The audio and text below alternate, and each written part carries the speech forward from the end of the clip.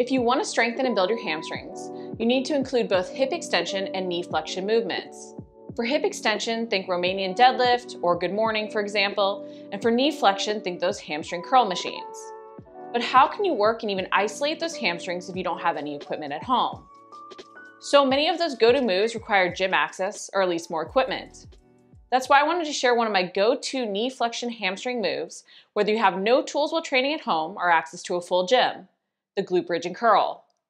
I love this move because it can really help you target those hamstrings through knee flexion or bending your knees to curl your heels towards your butt, while also activating working your glutes. It's also easy to progress and regress in a variety of ways without adding loads to match your needs and goals. And if you do have a gym, you can even progress through the same but different by using a variety of tools to change the instability and even range of motion.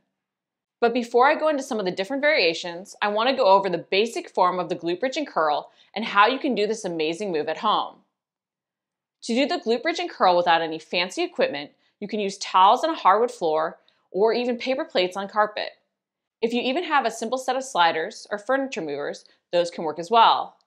Place a towel under each foot, making sure your heel is on the towel as you lie on your back with your knees bent and feet flat on the ground. Bend your elbows to drive your arms down into the ground. Perform a posterior pelvic tilt, slightly tilting your pelvis up towards your ribs. This will make sure you don't arch your back as you perform the move.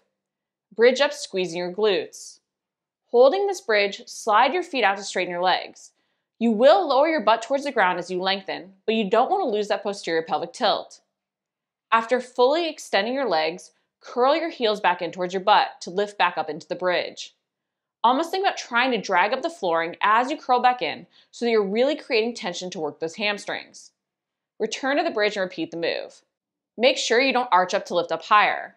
You want to really use those glutes and brace your abs to support this move so you can focus on those hamstrings powering the knee flexion. Also move slowly as you extend out to work your hamstrings through the eccentric portion of this move as well. As simple as this move may seem, it's more challenging for our hamstrings than we actually give it credit for. The great part is this move is easy to modify to meet our needs. And by modifying, we can even focus on each side independently to correct any strength imbalances we may have. To modify the move, you can start by extending one leg out at a time to focus on each side working independently. You can alternate curls or simply stay on one side. Once you feel ready to progress from here, you can start with just the two-leg glute bridge and curl for the eccentric portion. You'll extend both legs out slowly together, then curl one in at a time. Alternate which you curl in first and stay focused on that drag back in to really make your hamstrings work. If you do want to advance the move and get a unilateral focus, try a single leg glute bridge and curl with your other leg lifted up off the ground so it can assist. Do not progress the move though if you feel your lower back compensating. You want to make sure to use those glutes in the bridge up and keep your abs engaged to the posterior pelvic tilt. If you do have access to other tools, you can even progress this move through doing the same but different. You can create more instability from the version off the towels or sliders by using the suspension trainer. Or you can even increase the challenge by using a bigger stability ball, which increases the height you have to bridge up. If you have a rower, you can even have some fun using that instead. There's so many ways to vary a move and make it work for us. What's your favorite way to perform the glute bridge and curl?